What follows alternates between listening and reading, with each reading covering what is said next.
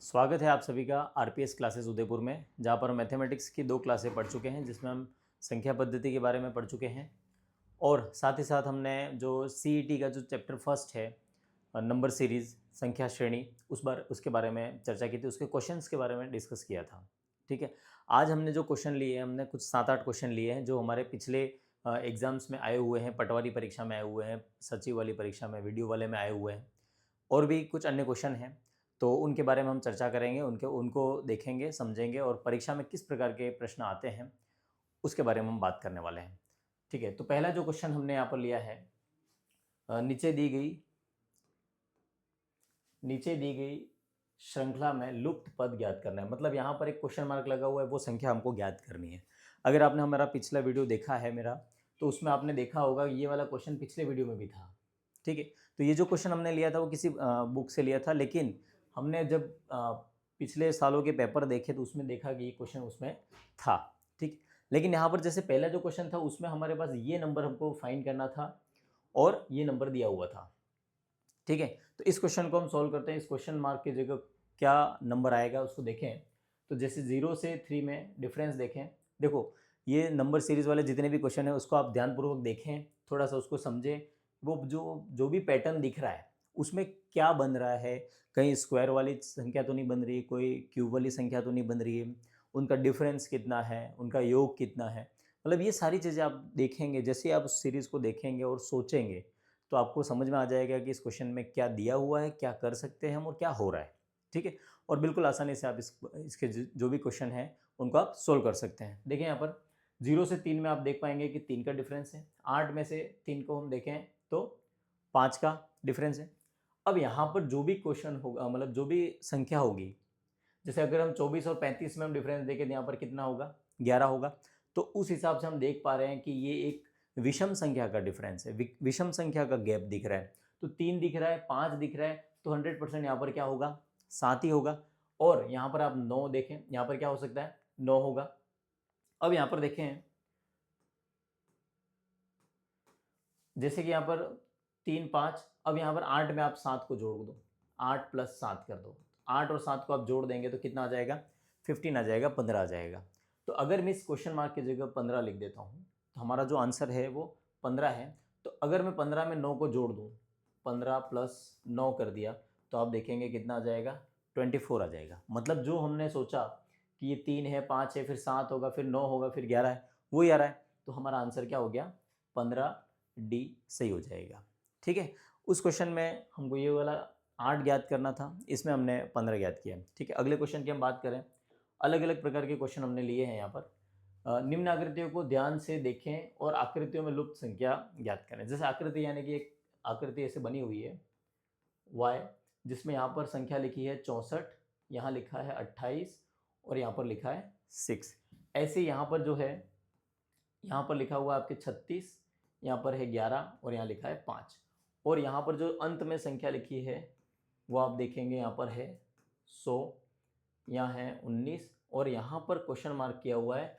मतलब यहाँ पर जो संख्या है वो हमको ज्ञात करनी है, फाइंड करनी है। ठीक है, तो यहाँ पर एक पैटर्न बन रहा है, उसको आप ध्यानपूर्वक देखेंगे तो आपको समझ में आ जाएगा कि क्या पैटर्न बन रहा है। देखिए यहाँ पर 64 लिखा है, यहाँ 28 लिखा है, यहाँ 36 लिखा है, यहाँ 11 लिखा है। लेकिन जैसे ही मैंने यहाँ पर देखा कि यहाँ नीचे 6 लिखा है, अगर मैं 6 का स्क्वायर कर दूँ, वर्ग कर दूँ, तो क्या हो जाएगा, 6 का स्क्वायर कितना होता है, 36 होता है।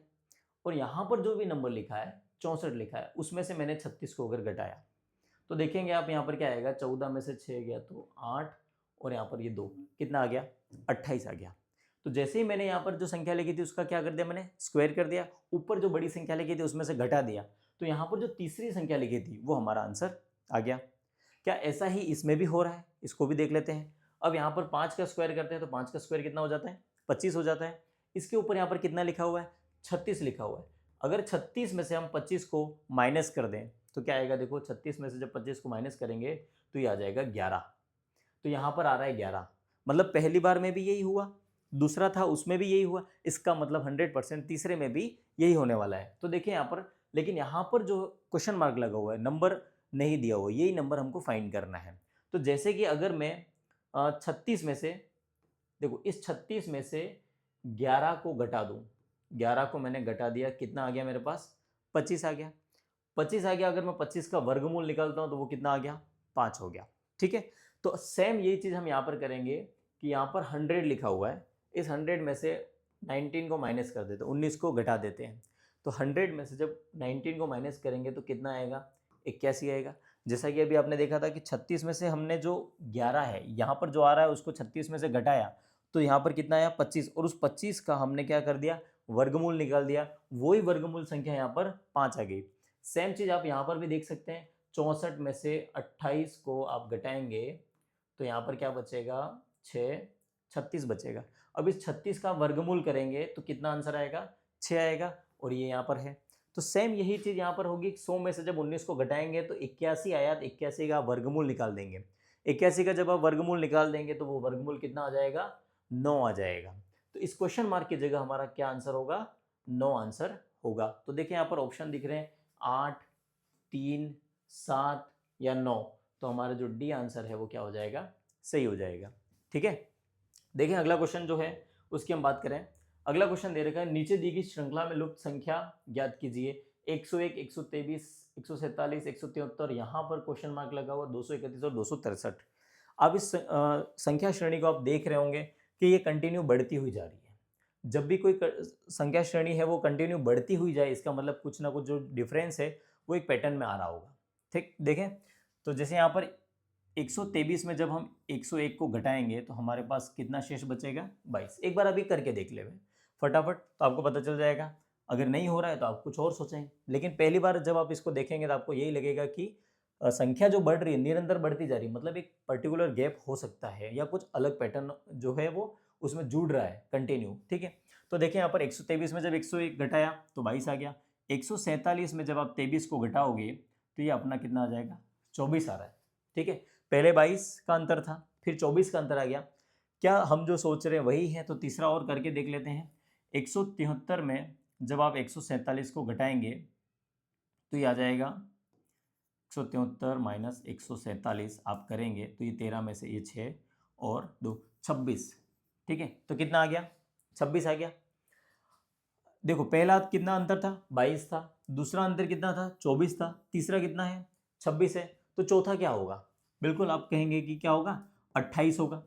ठीक है, 28 होगा, मतलब 173 में आप क्या करेंगे, 28 को जोड़ देंगे, प्लस कर देंगे। 28 में जब आप इसको जोड़ेंगे, 8, 3, 11 हासिल बची 1, 7, 2, 9 और 1, 10 हासिल बची 1 और 1, 2, कितना आ गया आपका आंसर, 201 आ गया। ठीक है, मतलब ये जो बी ऑप्शन है 201 वो हमारा सही आंसर हो जाएगा। क्या यह सही है, उसको कंफर्म कर लें। कंफर्म कैसे कर सकते हैं, देखो 28 हमने यहाँ पर जोड़ दिया। ठीक है, मतलब अगला हमको क्या जोड़ना है, 30 प्लस करना है। 26 के बाद 28 में हमने क्या किया, 30 को जोड़ देना है। अब देखो 201 आया, 201 में हमने 30 को जोड़ दिया तो कितना आ गया, ये 231। तो बिल्कुल आप देख पा रहे हैं यहाँ पर क्या आ रहा है, 231 आ रहा है। फिर आप देखेंगे 231 में 32 को जोड़ोगे तो 263 आ जाएगा। ठीक है, तो इस टाइप से अगर कोई श्रेणी जो निरंतर बढ़ती जा रही है उसमें हो सकता है एक पैटर्न का गैप रहे दिखे, तो आप उसको देखें और सॉल्व करें, बिल्कुल आसानी से हो जाएगा। अब यहाँ पर दिए गए विकल्पों में लुप्त संख्या का चयन करना है। एक आकृति बनी हुई है यहाँ पर, देखें यहाँ पर पहली संख्या लिखी है 14, 7 और 4। दूसरी आकृति बनी हुई है 15, 9, 5 और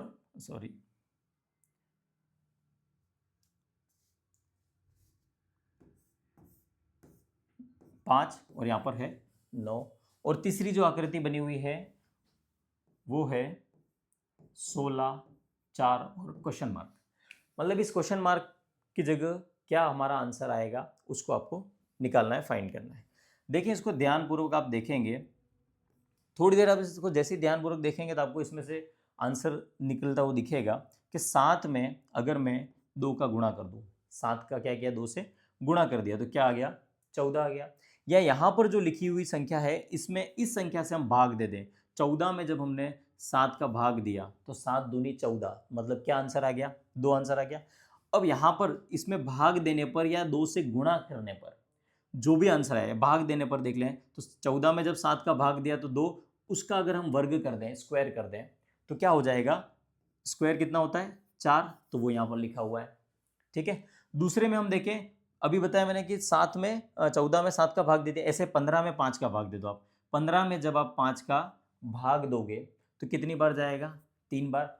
और देखो यहाँ पर 2 आया था, 2 का हमने क्या किया? स्क्वायर किया। ऐसे ही 3 आया, 3 का हम क्या कर दें? स्क्वायर कर देंगे। तो जब हम 3 का स्क्वायर कर देंगे तो कितना आएगा? 9 आ जाएगा। इसी पैटर्न को देखते हुए हम तीसरे में भी यही काम करेंगे। 16 में 4 का भाग दे दिया, तो जब आप 16 में 4 का भाग दोगे तो कितनी बार जाएगा ये? 4 बार। कितनी बार? 4 बार। अब यहाँ पर आ गया 4। अब जैसे यहाँ पर हमने 2 का स्क्वायर किया था, 3 का स्क्वायर किया था, ऐसे ही हमको 4 का भी क्या करना है? स्क्वायर करना है, वर्क करना है। तो 4 का जब स्क्वायर करेंगे तो कितना आंसर आ जाएगा? 16। मतलब यहाँ इस क्वेश्चन मार्क की जगह क्या आएगा आंसर हमारा? 16। अब देखें यार, ऑप्शन में देखें, 9 है, 16 है, 1 है और 13 है। तो हमारा जो बी ऑप्शन है वो क्या हो जाएगा? सही हो जाएगा। ठीक है, अगला क्वेश्चन देखें। नीचे दी गई श्रृंखला में लुप्त संख्या आपको ज्ञात करनी है। ठीक है, तो देखो 4.8 ये दशमलव वाली संख्या है, तो हो सकता है आप दशमलव वाली संख्या को देखकर आप एक बार घबरा जाओ कि ये दशमलव वाले में क्या हो सकता है।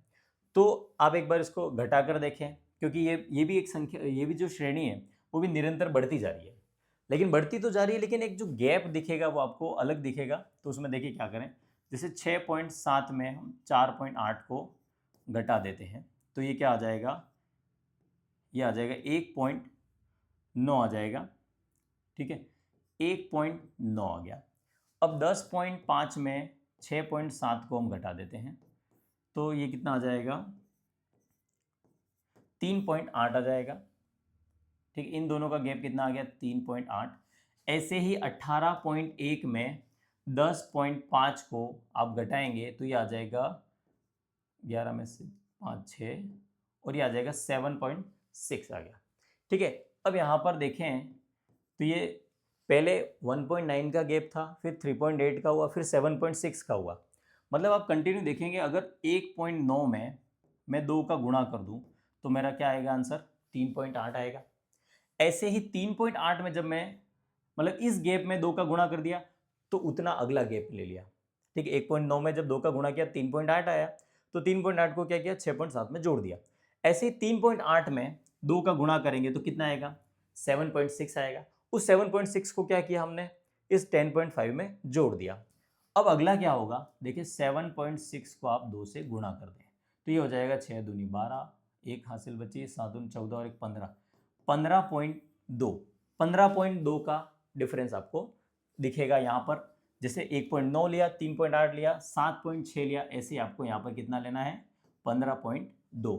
मतलब अब हम क्या करेंगे? 18.1 में 15.2 को जोड़ देंगे, प्लस कर देंगे, तो ये हो जाएगा 3, ये दशमलव 8 5 13 का 3 हासिल बची 1 और ये हो जाएगा 33.3 हो जाएगा। 33.3। तो यहाँ पर हम ऑप्शन देखें 23.4, 56.7, 45.3 और 33.3, डी आंसर हमारा सही हो जाएगा। ठीक है, तो जैसे जैसे आपने इसको गैप को देखा, उस गैप को आपने देखा कि हाँ ये इसमें कुछ डिफरेंट दिख रहा है। 1.9 था, फिर उसमें हमने 2 का गुणा कर दिया, 3.8 आ गया, उसमें हमने 2 का गुणा कर दिया।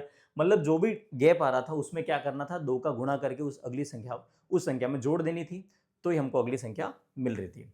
ठीक है, आगे देखें अगला क्वेश्चन जो हमने लिया है 158, फिर क्वेश्चन मार्क, फिर 147, 197, 132, 214। क्वेश्चन मार्क अगर थोड़ा पीछे लिखा हुआ है तो हम इजीली वहां तक पहुंच जाते हैं कि हाँ यहाँ क्वेश्चन मार्क की जगह क्या आएगा। लेकिन जब भी क्वेश्चन मार्क दूसरे नंबर पे आ जाए या पहले नंबर पे आ जाए तब हमें थोड़ी सी समस्या हो सकती है। लेकिन यहाँ पर जैसे इस पैटर्न को देखेंगे, देखो पहले 158 है, फिर यहाँ पर कोई संख्या है वो हमें नहीं पता, लेकिन तीसरी संख्या जो है वो 147 है। मतलब क्या हो रहा है कि 158 था, फिर 147 है, मतलब यहाँ पर क्या हुआ? कम हुआ। ठीक है, लेकिन इसकी अगली संख्या आप देखेंगे तो क्या हो रहा है? वापस 197 हो रहा है, मतलब वापस संख्या बढ़ गई है। लेकिन इसकी अगली संख्या आप देखोगे तो वापस क्या हो गया? 132, यानी बिल्कुल कम हो गया।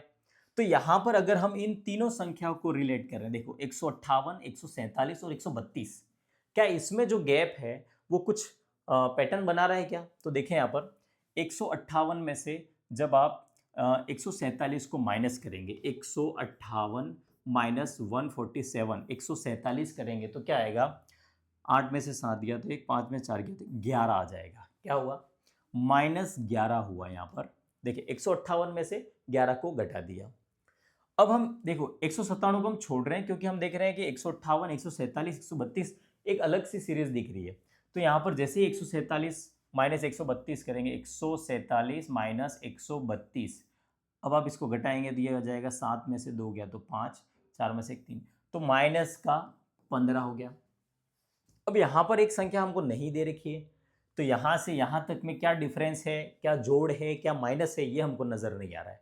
लेकिन अगर इसको हम देखें कि 214 और 197, तो देखें यहाँ पर 214 में से अगर 197 को माइनस कर दें तो क्या आएगा, ये हो जाएगा 7 और ये 1 हो जाएगा, कितना आ गया 17, मतलब 17 का यहाँ पर गैप नज़र आ रहा है। तो देखो 197 में हमने +17 किए तो हमारी 214 आ गया हमारा, ठीक है। देखो अब यहाँ पर माइनस का 11 है, यहाँ पर माइनस का 15 है, यहाँ पर माइनस का 17 है। अगर हम इस प्रकार से चलें तो ये भी एक पैटर्न बन रहा है, -11, फिर यहाँ पर जो भी होगी संख्या वो प्लस करेंगे और फिर वापस माइनस, फिर प्लस करेंगे। लेकिन यहाँ पर 17 है, यहाँ पर 15 है, यहाँ पर 11 है, तो ये विषम संख्या का एक क्रम बन रहा है। तो इन विषम संख्या के क्रम में एक संख्या यहाँ पर छूट गई है, और वो संख्या कौन सी है, 13 है। तो हम यहाँ पर क्या कर देंगे, +13, ठीक है। यानी इसमें आप +13 कर देंगे, सॉरी इसमें +13 कर देंगे, तो देखिए 158 में +13 कर दें, सॉरी 197 में -13 कर देंगे अपन, तो क्या आएगा, देखिए 7 में से 3 गया तो 4 और 9 में से 1 गया तो 8, 184 आ गया। मतलब ये प्लस करने पर 197 आ रहा है, +13 करने पर 197 आ रहा है। जैसे +17 करने पर 214 आ रहा है, तो वापस 214 में 17 को घटाऊंगा तो क्या आएगा, 197 आएगा। ऐसे 197 में -13 करेंगे तो क्या आ जाएगा, 184 आ जाएगा। मतलब ए जो ऑप्शन है वो क्या हो जाएगा, सही हो जाएगा, ठीक है। तो एक अलग सा पैटर्न इसमें दिखा। अगले क्वेश्चन में हम देखें यहाँ पर क्या है, 19, 20, 24, 33, 49, 74 और n और 159। यहाँ पर जो n है उसका मान हमको ज्ञात करना है, लेकिन क्वेश्चन हमारा कुछ और है। n स्क्वायर में 10,000 का हम भाग दें तो क्या आएगा, ठीक है। लेकिन उसके लिए हमको पहले क्या ज्ञात करना पड़ेगा, n ज्ञात करना पड़ेगा। n ज्ञात करने के लिए देखो यहाँ पर 19 और 20 में हम देखें तो कितने का अंतर है, 1 का अंतर है। 24 और 20 में देखें तो कितने का अंतर है, 4 का अंतर है। 24 और 33 में देखें तो कितने का अंतर है, आपको दिखेगा 9 का। और 33 और 49 में आप देखेंगे तो कितना है, 16। तो यहाँ पर हम देखें कि ये किसी संख्या के वर्ग कंटिन्यू बढ़ रहे हैं। जैसे 1 का वर्ग 1, 2 का वर्ग देखें तो कितना हुआ 4, 3 का वर्ग देखें तो कितना हो गया 9, 4 का वर्ग देखें तो कितना हो गया 16। ऐसे ही यहाँ पर क्या हो जाएगा, 25 का डिफरेंस है, यानी 5 का वर्ग हो गया। अब यहाँ पर 74 में हम क्या करें, 74 में 6 का स्क्वायर जोड़ दें। देखो 3 का स्क्वायर 9 किया, वो 24 में जोड़ा तो अगली संख्या आ गई। 4 का स्क्वायर किया और 33 में जोड़ा तो वो अगली संख्या आ गई। ऐसे ही ये 5 का स्क्वायर किया, 49 में जोड़ा तो 74 आ गया। ऐसे ही हम क्या करें, 6 का स्क्वायर यानी कि 36 को इस 74 में जोड़ दें, 74 में जोड़ दें, तो देखो क्या आएगा, 36 में इसको जोड़ दिया तो ये आ गया 10 और ये 11, 110 आ गया। लेकिन ये जो मान हमने ज्ञात किया है वो n का मान ज्ञात किया है। 110 जो मान ज्ञात किया है वो हमने किसका ज्ञात किया है, n का। लेकिन हमारा जो क्वेश्चन है वो क्या है, n स्क्वायर, n का स्क्वायर मतलब 110 गुणा 110, ठीक है। और आपको भाग देना है इसमें 10,000 का। तो देखें 110 में जब आप 110 का गुणा करेंगे तो क्या आएगा, 11 का 11 से गुणा करेंगे 121 और बटे में आ जाएगा 10,000, ठीक है। 2 0 से 2 0 कट गए, ये 2 0 हैं, तो 1 और 2 संख्या गिन के हम दशमलव लगा देंगे तो हमारा आंसर होगा 1.21। तो 4 ऑप्शन आपको दिख रहे होंगे, 0.121, 1.21, 12, 12.1, तो हमारा कौन सा आंसर सही हो जाएगा, बी 1.21, ठीक है। तो कोई भी सवाल संख्या श्रेणी से रिलेटेड है तो उसको आप ध्यानपूर्वक देखेंगे तो कुछ ना कुछ आपको उसमें पैटर्न नज़र ज़रूर आएगा। उसमें आपको पैटर्न देखते समय आपको माइनस करना है, प्लस करना है, स्क्वायर करना है, क्यूब करना है, ये सारी चीज़ें आपको ध्यान रखनी है।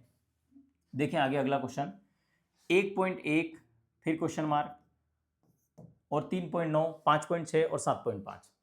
अब यहाँ पर वही मैंने अभी आपको बताया था कि सेकेंड नंबर पे अगर क्वेश्चन मार्क दे दें तो हमें थोड़ा ज़्यादा सोचना पड़ेगा।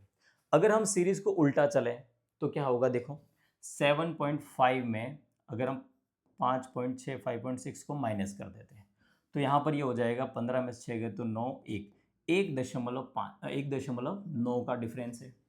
7.5 और 5.6 में 1.9 का डिफरेंस है। दूसरा देखिए 5.6 से 3.9 तक आते हैं अपन, 5.6 माइनस 3.9 तो ये किया हमने तो ये हो जाएगा 16 में से 9 तो 7 और 1.7। इन दोनों के बीच में कितना गैप आ गया, 1.7 आ गया।